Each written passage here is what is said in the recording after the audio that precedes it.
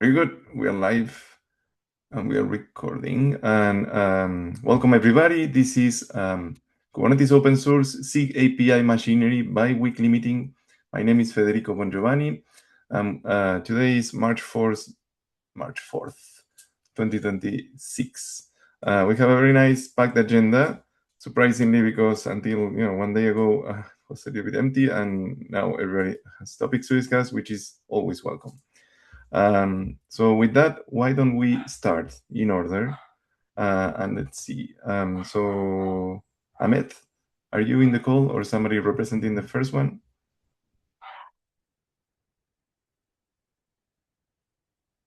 No. Okay, I will try to reach out behind the scenes. Let's go to the second one. Damdo, are you or somebody representing this topic in the meeting? Yes. I am. Hi, Damiana. How are you?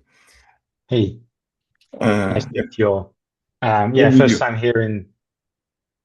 here in the call, so yeah, bear with me if I don't know my way around. Thank you very much for having me.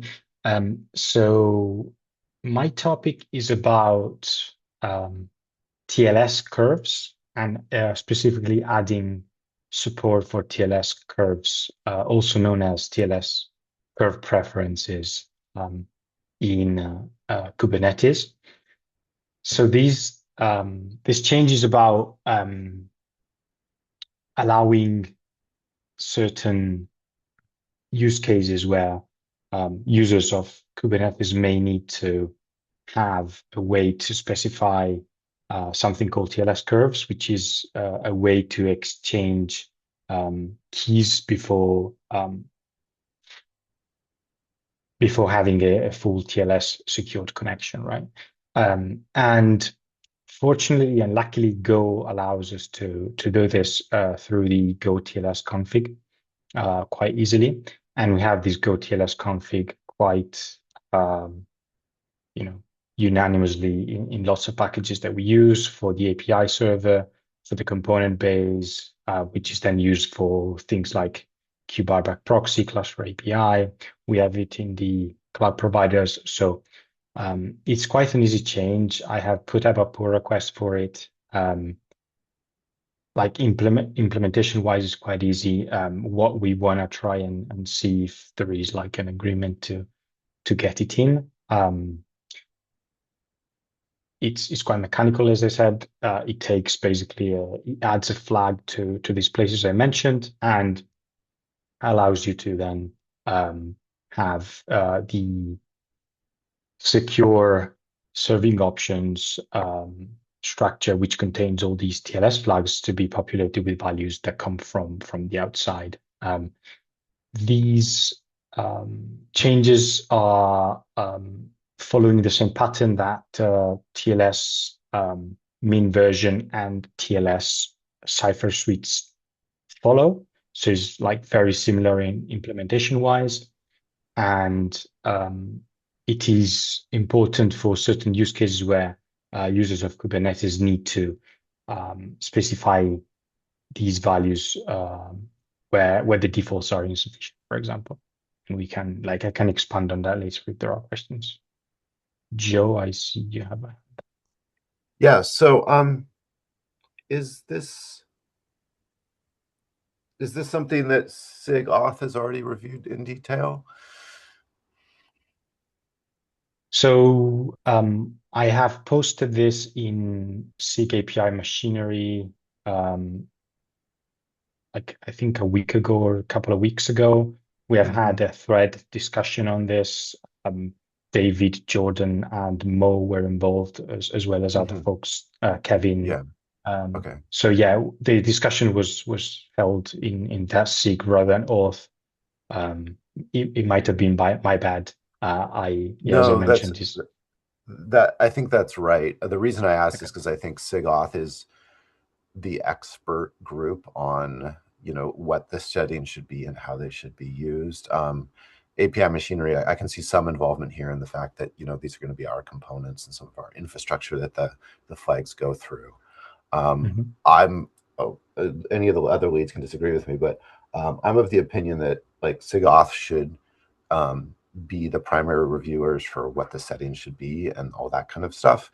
And then I'm happy to, be an approver, or one of the other leads could be an approver to actually make the changes into our part of the code. So Joe, Yep. I think I narrowly agree with you and maybe not broadly. Okay. So the secure serving options, I think that really does belong in API machinery, right? It was built for the purpose of supporting the QAPI server, and then it became the canonical way to express throughout nearly every cube binary. Like this is how you can set up a server. If you're going to set up a server the wrong cube, we suggest you use this. And that gives sort of a standard set of options that people can expect to be present. Now, the content of that, like what is actually a default? How do we make sure this default doesn't skew? Is it reasonable to set this at all? I can agree that SIG is probably a better home for it.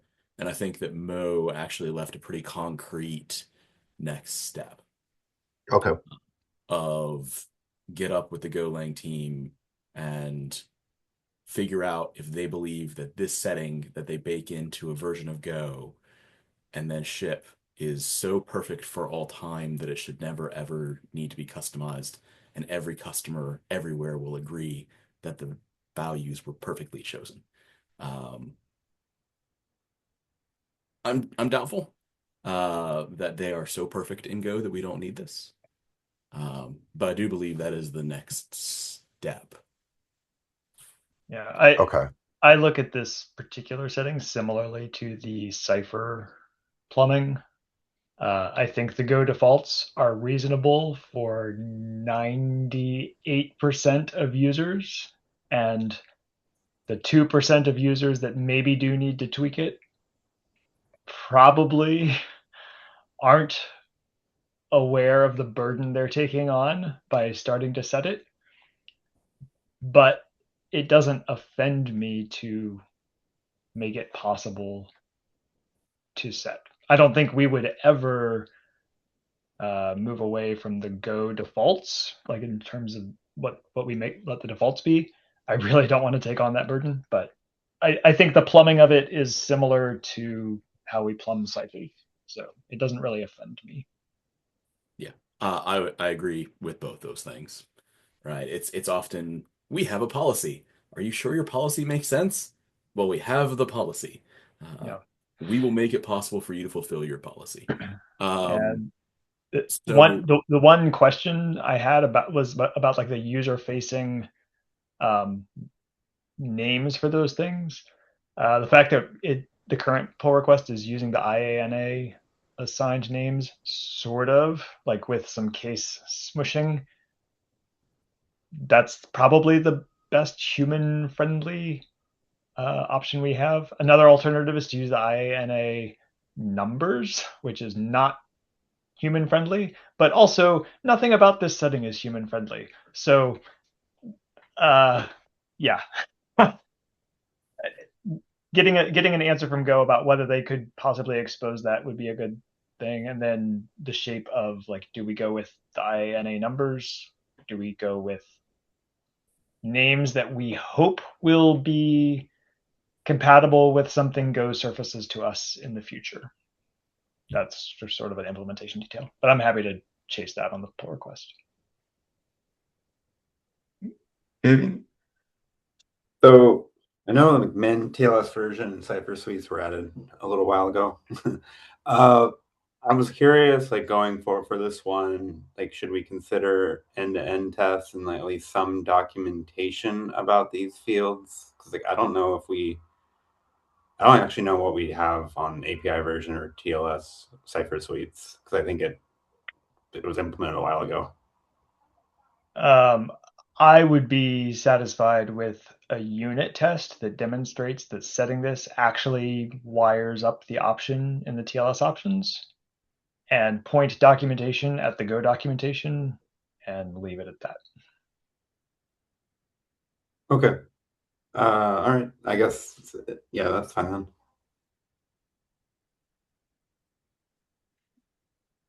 Damiano?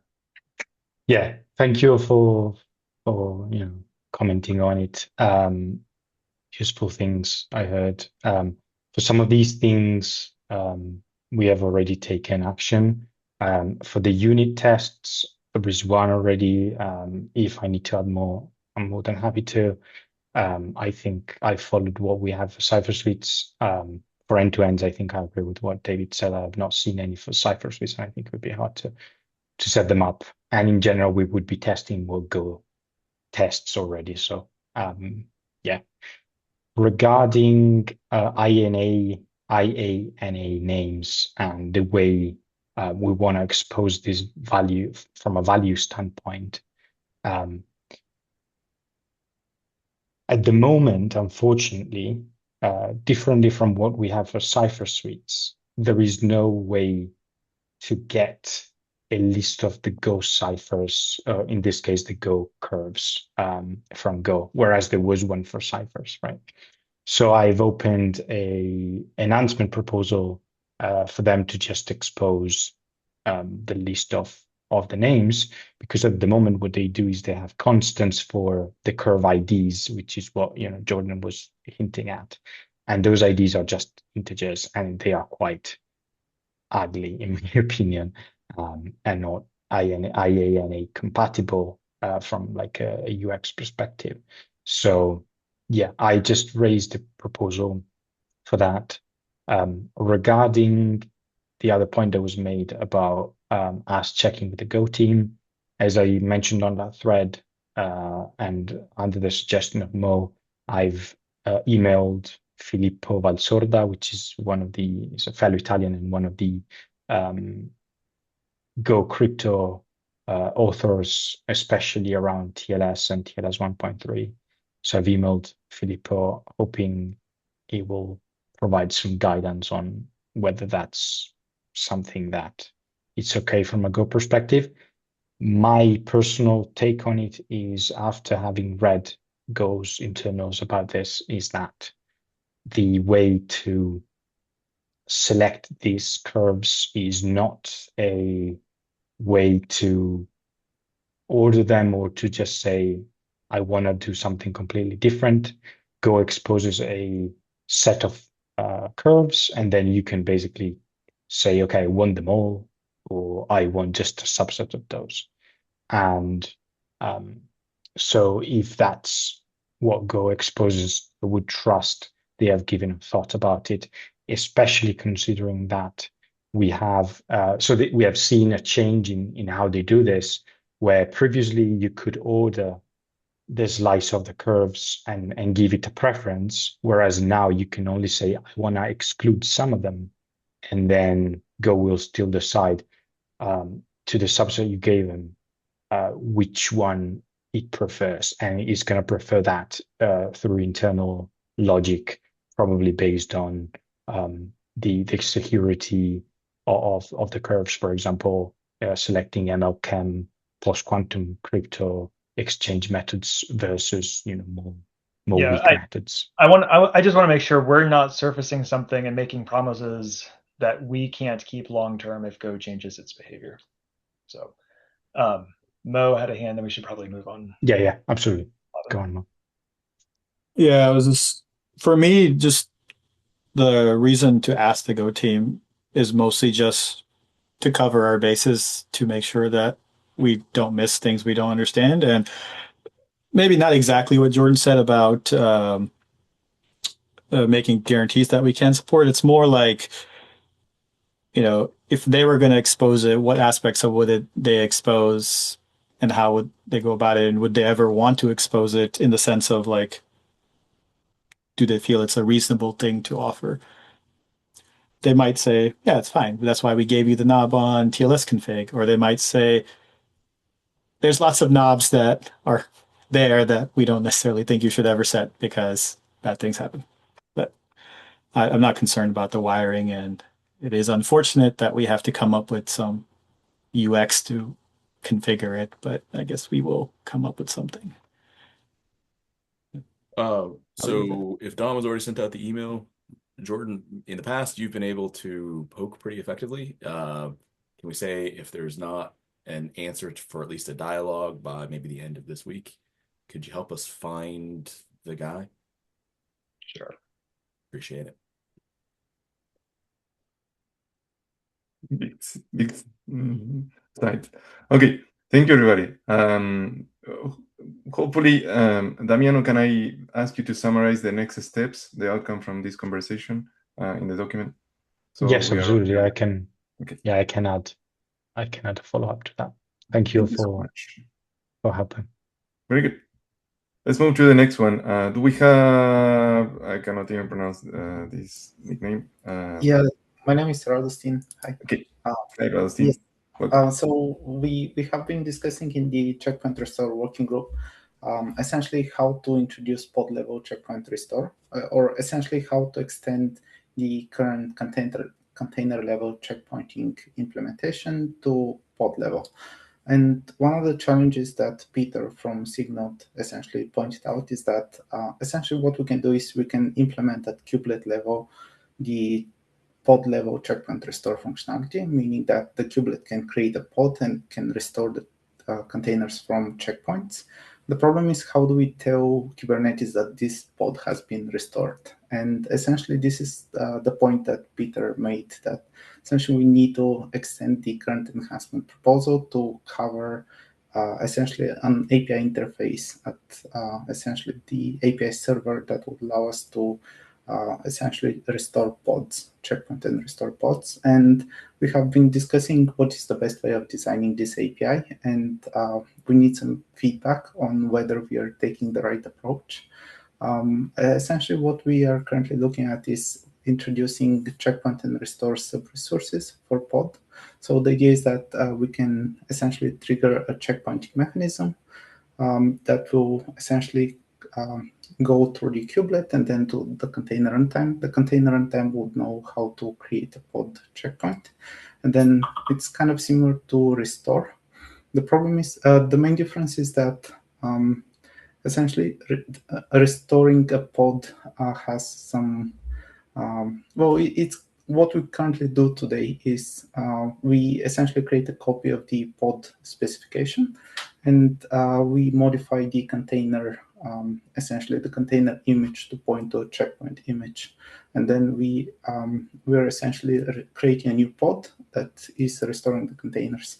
And our goal is to implement something similar, and we currently aim to minimize the scope of the enhancement proposal. There's a lot of questions on this document, but essentially the main one is whether our current approach with essentially using pod sub-resources is the right approach, and any feedback would be helpful.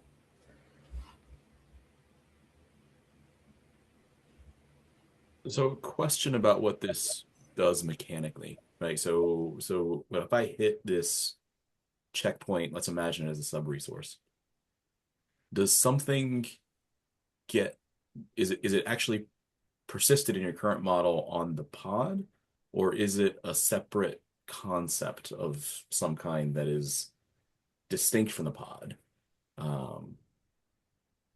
Same question for store.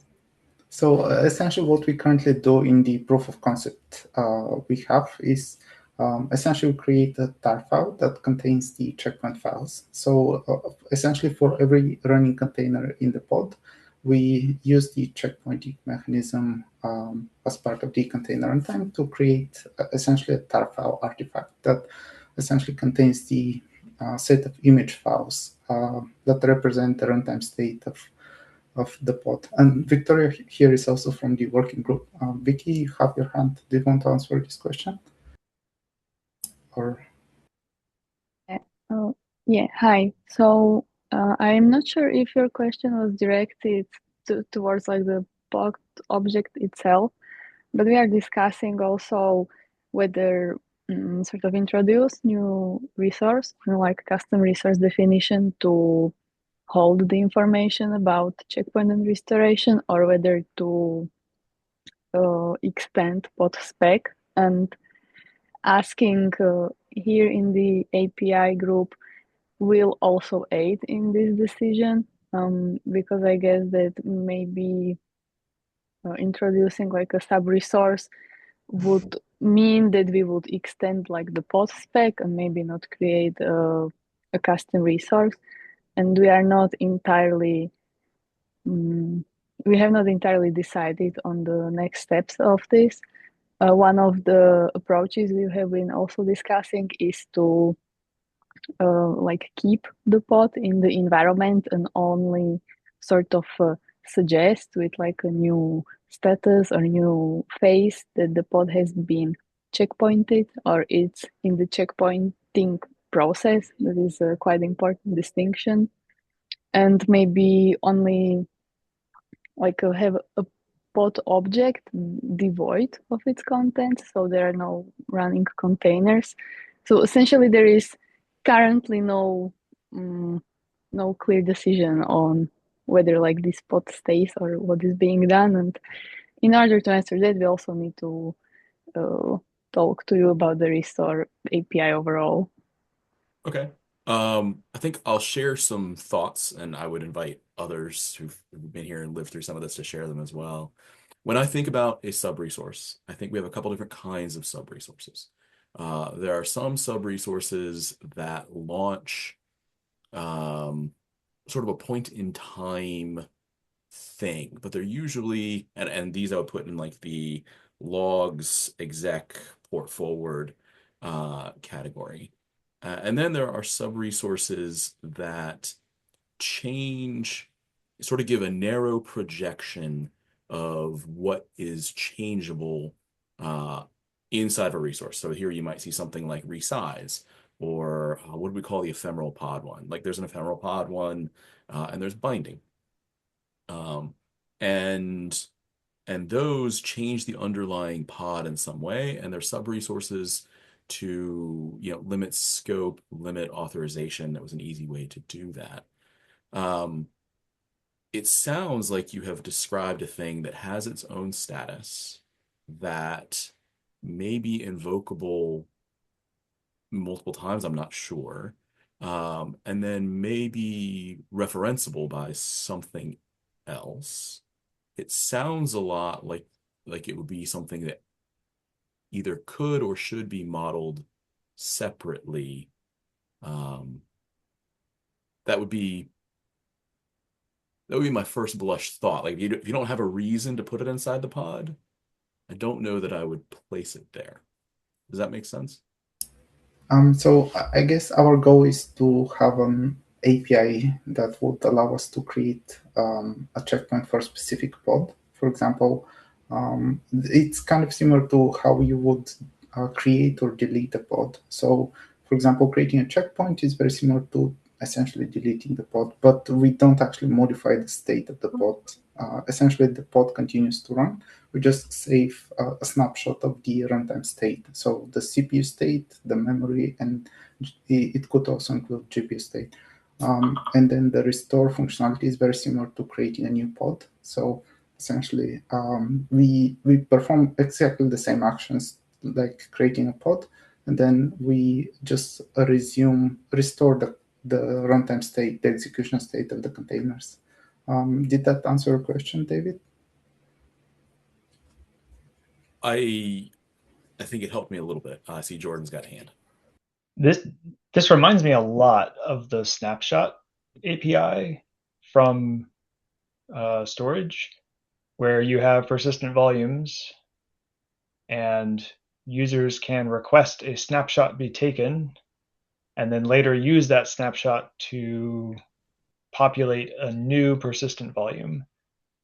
And snapshots were modeled as a distinct API. So the relationship between persistent volumes and snapshots sounds really similar to the relationship between pods and checkpoints. And the ability to represent the request for a checkpoint and the status of a checkpoint and the existence of a checkpoint independent of a pod, and then later use that checkpoint to restore to other pods. Have you thought about how similar or different that is to volumes and snapshots, and whether modeling this the same way makes sense or not? Yes, we actually discussed it, and we also think the same thing, that it's kind of similar. I guess one difference is that you can have job sets or stateful sets. Essentially, you can have a group of pods that you want to be checkpointed at the same time. So this is one difference where we essentially we have a coordination mechanism. So I mean, this is sort of like a future work once we have the initial implementation, but we want to be able to checkpoint restore distributed applications. So essentially we synchronize the checkpointing operation for multiple pods. But I'm not sure if this answered the question. This is one of the differences between the storage snapshotting mechanism and the pod snapshotting. Yeah, I kind of agree with David. Like, my first thought is that representing the request for a checkpoint, the existence of a checkpoint, the status of a checkpoint, the use of a checkpoint to do something else with some other pod, it feels like a separate thing from a pod. Yeah, I think this. What is there any example, or would you suggest to have a look at this storage snapshotting mechanism? Essentially, what is the best way to move forward with the proposal? I would definitely suggest talking with the folks from SIG Storage who worked on the snapshot API. They thought through a lot of the lifecycle issues and even some of the permissions issues around, like, who should be allowed to request a snapshot and then who should be allowed to make use of a snapshot to populate a new volume. So some of those sound like similar issues you will have. So I would recommend reaching out to the SIG Storage folks. You could talk to them in Slack or poke the leads and talk to the people who worked specifically on the volume snapshotting. Thank you, Jordan. I want to ask Kevin because Kevin raised some questions about the restore. Kevin, do you want to go? Yeah, I guess, I mean, in terms of the life cycle of a checkpoint, I think I agree with the separate CRD. The one thing, though, is eventually, like, I'm thinking for Q, we have a lot of use cases where people want to include the preemption strategy in whether or not workloads are whether or not workload gets preempted or not based off of if the workload is being checkpointed. So then it feels like at least at some point we would need the pod to reference this checkpoint, right? Like, even if we had a separate snapshot, like, I mean, I guess we can iterate on the API itself, but then eventually, like, a pod would need to know if there is some kind of checkpoint. Yeah, I mean, pod would need to. References, like interactions between pods and this other object seem likely, both in the creation of them and in the use of them to restore into new pods. But having them as distinct, like even just something as simple as, like, I want to checkpoint a pod at one point in time, and then I want to checkpoint the same pod again at a later point in time. Like, to me, that seems like a point in favor of the checkpoints being their own distinct thing, and the reference in the pod around the creation of the thing and then around the restoring of the thing. Like, yeah, you probably will need it represented in pod somehow. I can provide more context, Jordan. So I guess the idea here is that we have preemption mechanism. For example, in the Kubernetes scheduler, when we preempt a pod, if the pod is running, it gets deleted. So essentially, it stops running. And instead of doing that, we can use the checkpointing mechanism to snapshot the current state of the pod and then to resume later. And the idea here is that if we have tasks with different priorities, and we want to schedule high priority task while preempting a low priority task, we want to use the checkpoint restore mechanism to essentially snapshot the current state of the, for example, if it is a long running task, to checkpoint the task and then to resume the pod later.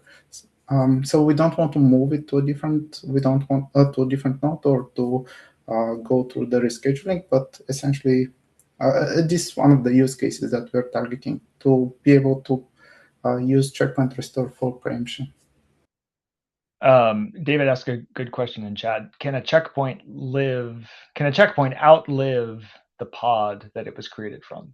I think Yes. the answer is definitely yes, because I've heard using it for forensic analysis. So if you want a checkpoint to be able to outlive the pod it was created from, then it definitely needs to be its own object.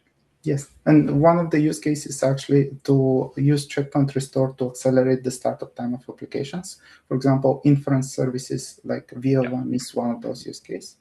Yeah, so multiple checkpoints from the single pod, a checkpoint that outlives a pod, all of those point to checkpoints should be their own thing. And then finding ways to represent the relationship between the pod and a checkpoint as the checkpoint's being created. You could do that with pod conditions. Probably something with pod conditions would be the easiest way, but maybe it's not sufficient. But I would really encourage talking to the storage folks with the volume snapshot stuff. It sounds very similar in many ways.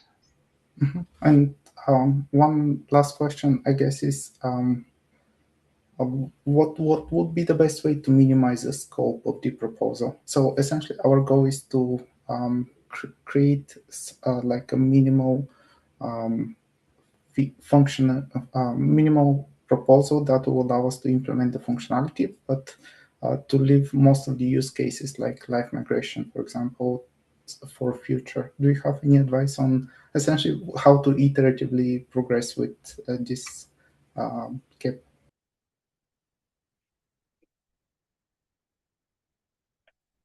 I mean, the advice is generic, but it's you keep the surface area small and focused on very concrete use cases, and define the surface area in a way that lets you add more things to the surface area in the future without confusing existing users. So if a checkpoint starts, with one option for one purpose, make sure you think about, like, when we want to add a second option later, how will that show up in a checkpoint so that current checkpoint clients will know, oh, this isn't a checkpoint I understand, I should just leave it alone.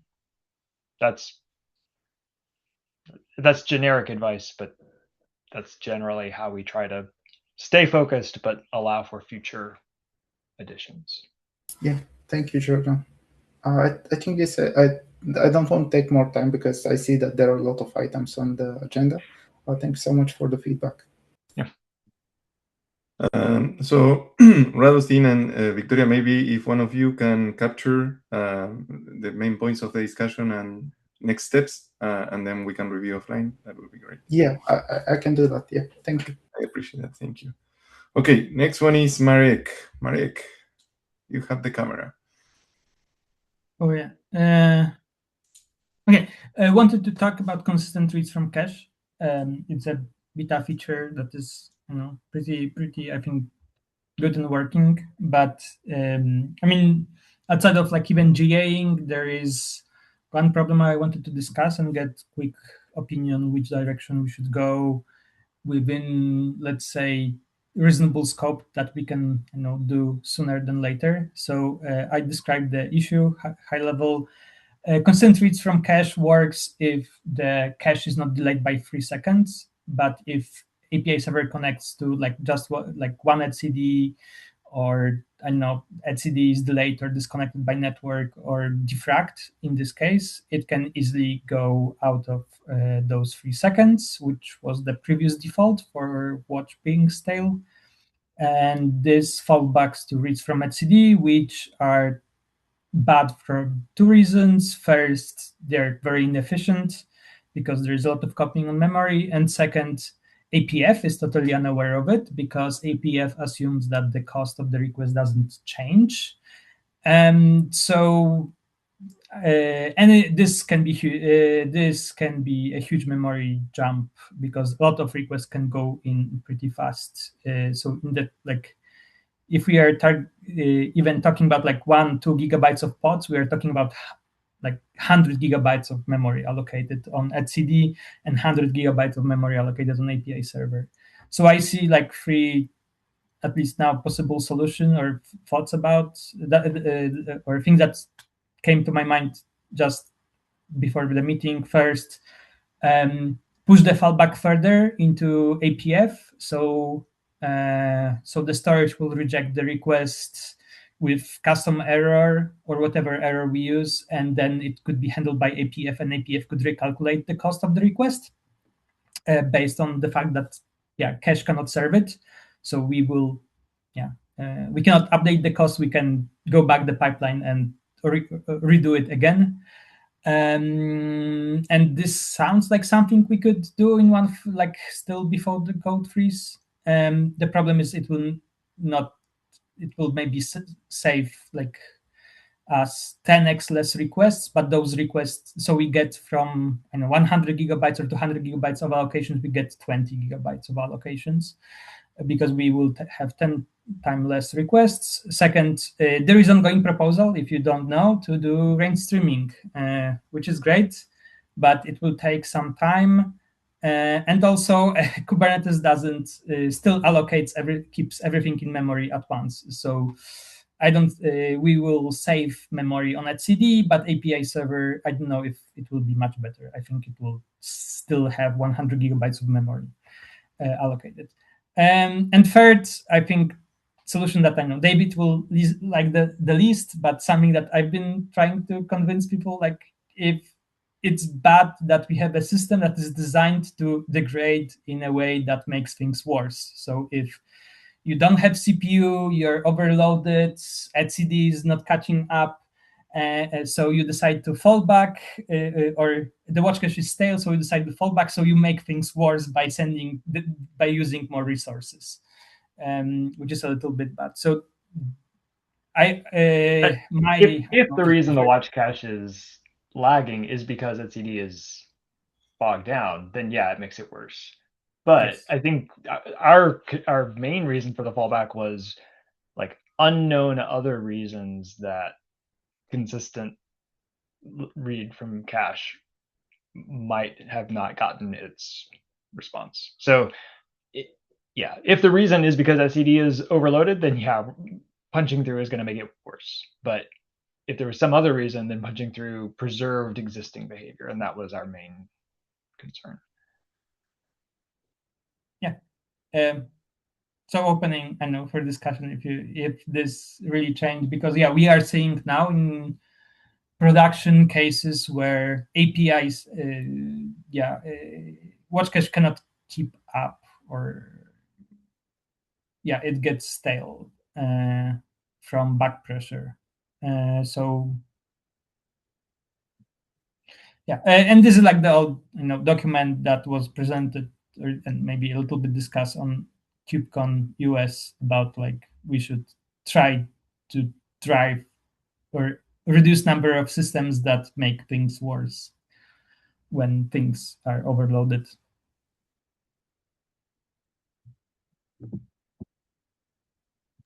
I don't think anyone disagrees with trying to avoid making things worse. I think that a lot of that relies on the ability to know what is driving the problem. And I would point to there was that unexpected case where an inability to have something new in the watch cache work resulted in pathological behavior that we ended up fixing by having a fallback. What it was escapes me now. It's been over a year. Yeah. But the opposite of that actually happened. And it hurt.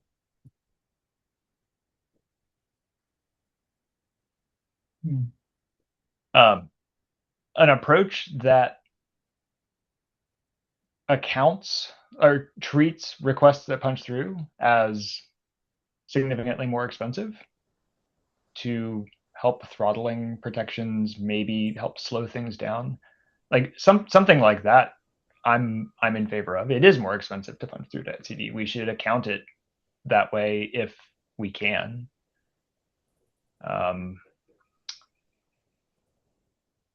are there other signals that we have in Kube API server that would help us understand if etcd was bogged down or delayed or stalled? I don't know that it would. Yeah, so that we could account for things as being more expensive or increase the amount of time we were willing to wait for a consistent read, or there's a variety of things we could do. But do we have any way to know, oh yeah, etcd generally is slow and stalled, not just for this one request?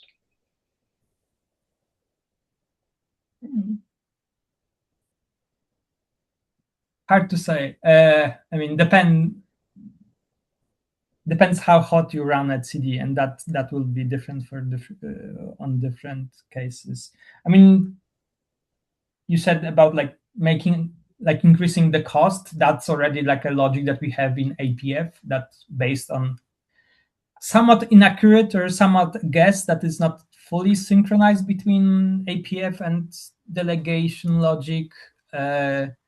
We are still we have different costs for requests that are served, like 10 and 100. So I understand that could be acceptable, like or at least one step that would make sense. I'm just not sure about APF, how it will like what's the consequence of kicking a request out of lower layers back to APF,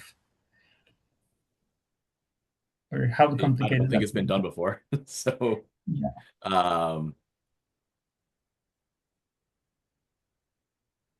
Yeah.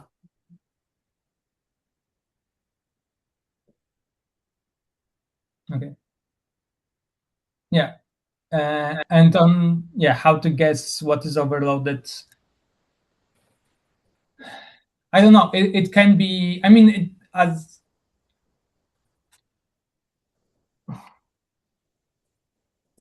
would you like it if etcd had some sort of, this is the most memory I want you to use, and I would like you to start rejecting requests for reads or writes if you go too far above it? I've been working on something like this for APF. This is more for overall protection of CPU for API server. Haven't played much with memory, but that would be a signal. You would want this to be a signal from etcd too. I mean, I'm looking at the memory utilization that you show here, and you are worried about memory jumps, and etcd is the thing that would know it.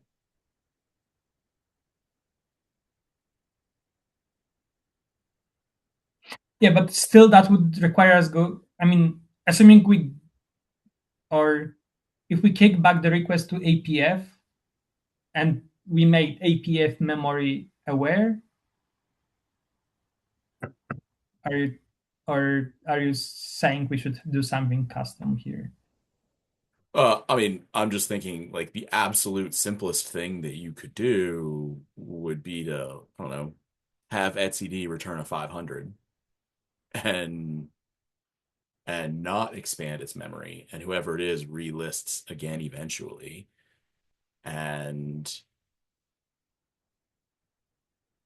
hopefully you won't be defragging that. I'm asking whether it achieves your goal. I'm not like directively saying we should do it, but if it achieves your goal, would that be even more robust than other compensation above?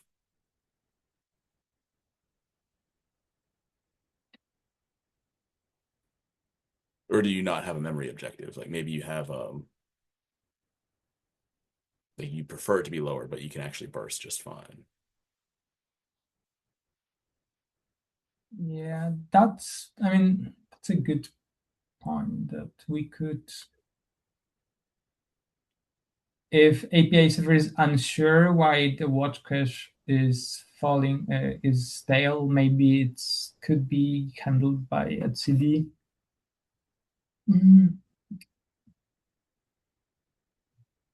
Yeah. Okay.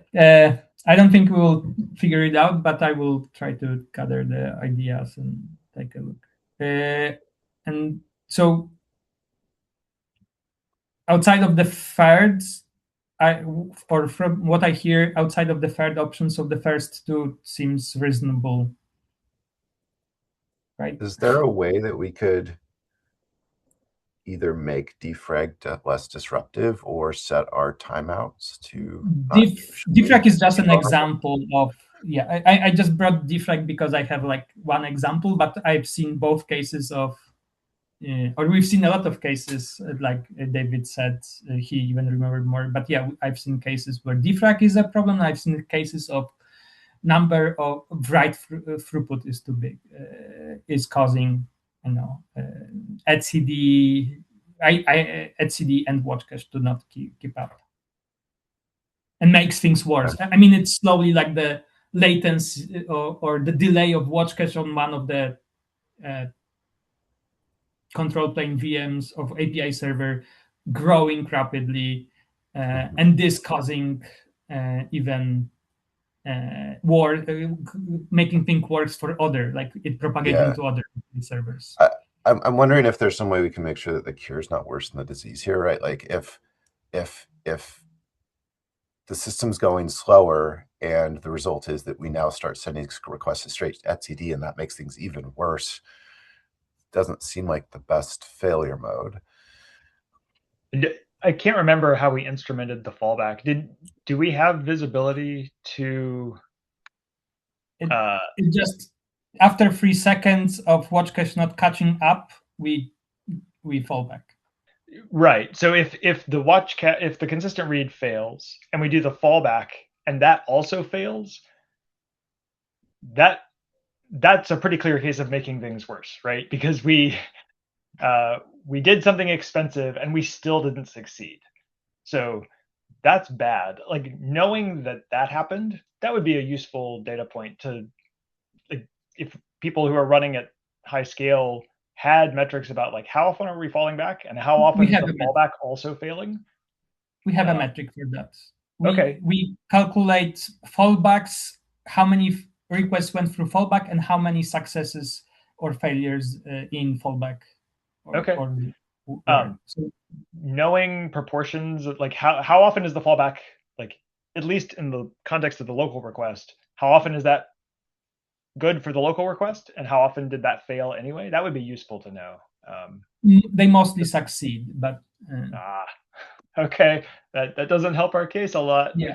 Yes, they, like, I would say 90% of them succeed. It's like the API server or etcd is just like blowing up with memory. Okay. Yeah. Okay.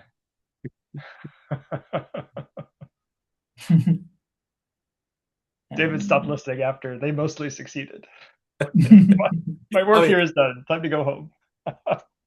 I am interested in trying to find a solution. I actually did not know there was going to be range streams. I mean, I had a POC for a year. We finally got someone to work on it. Wanna help with it?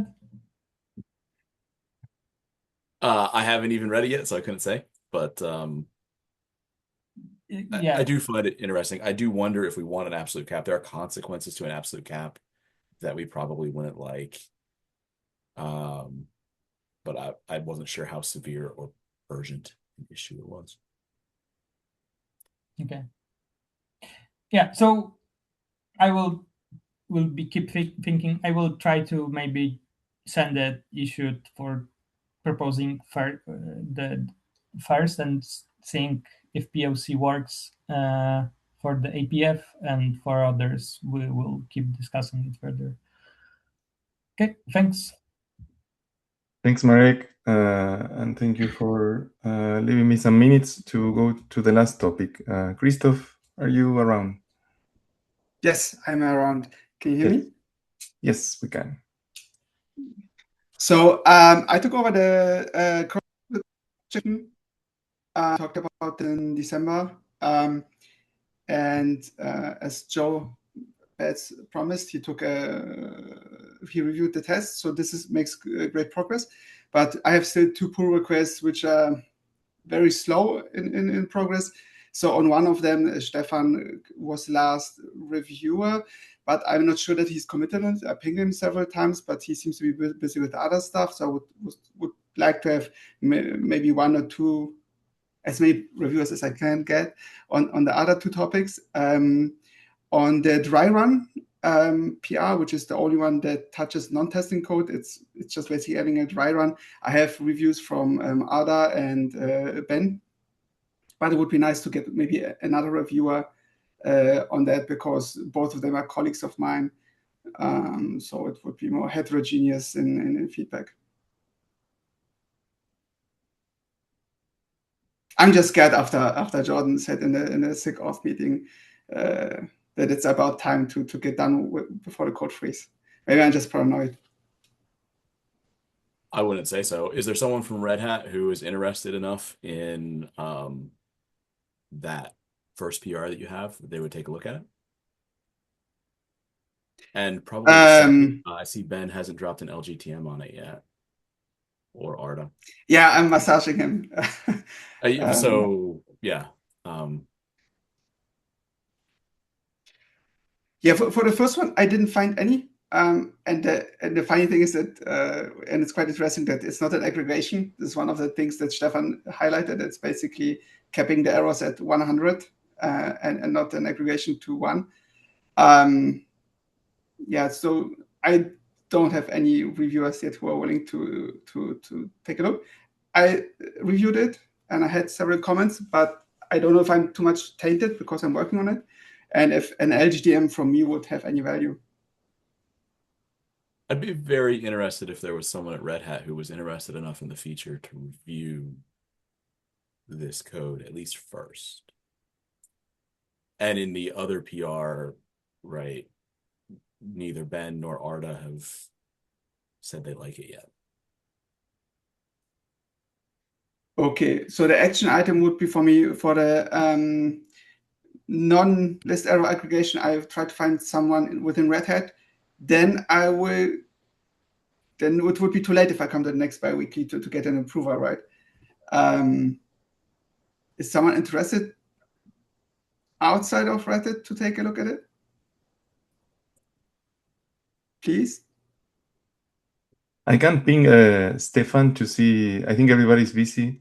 It's KubeCon around the corner, so especially people in Europe is going to be, or people traveling. I don't want to. I can ping him, in the background and see if he has some time to take an additional look, since he already has some context, looks like, but I cannot make promises. Okay, cool. And for the dry run, I would try to get the LGTM from Ben, and then I would ask you, David, or someone else. I think that's I think it's more reasonable after that point, right? Okay. Yeah. Okay, cool. Thanks. Good. And yeah, Bryce, I would say so, right?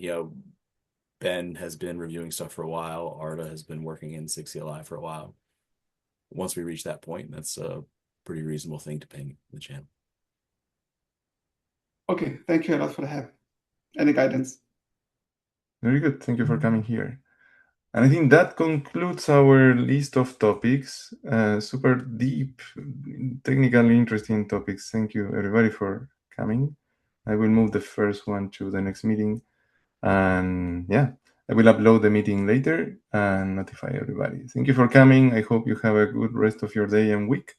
We'll see you next time. Have a good one.